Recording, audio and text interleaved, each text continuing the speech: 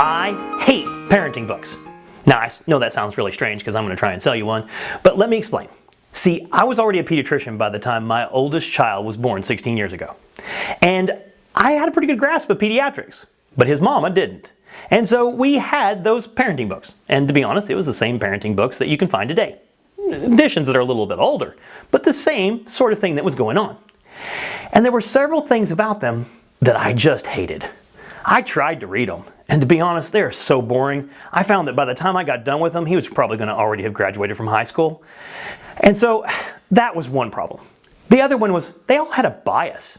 Now, they were all written to try and help you as parents, but they had some sort of axe they were trying to grind. Like, say they were breastfeeding advocates, and they were pushing the breastfeeding. And if you couldn't, which was the case with my oldest child, or you didn't want to, it left you feeling inadequate as a parent. And I didn't like that. I didn't like the guilt in there.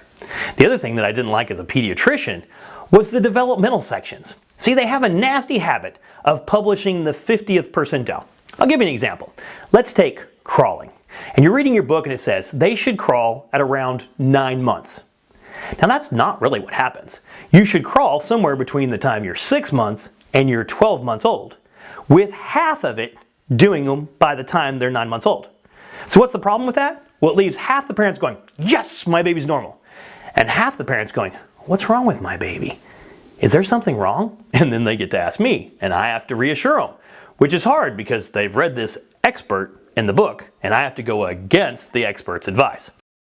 I tried to combat each one of those things that I hated about my parenting books.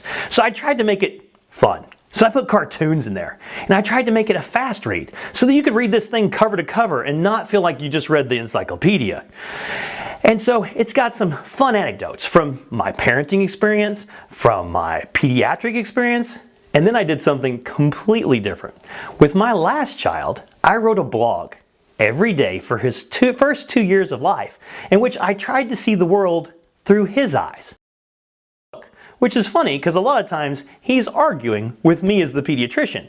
Because let's be honest, the baby's going to see those shots and some of the things that happen along the way very different than we are as a parent or a pediatrician. I also put that developmental section completely different so that you see that range and you know exactly when you should get worried if your baby wasn't doing it. And then I tried to write it with no bias. Now I had the same motivation. I wanted to help you as a parent, but I didn't want you to feel guilty. I wanted to give you the pros and cons of your decision so that you could make the best decision based on your family and your child, but not guilt you into something. And so hopefully I've done that. And I think I did a really good job as far as the feedback that I've gotten from this book. Now this book is available in its actual form on Amazon, and you can get it on an ebook on Amazon. But we're offering it to you today where you can get it for $2 off what the normal price on Amazon would be. So take the time, download it today, and buy it. And I hope it will take your parenting from surviving to thriving.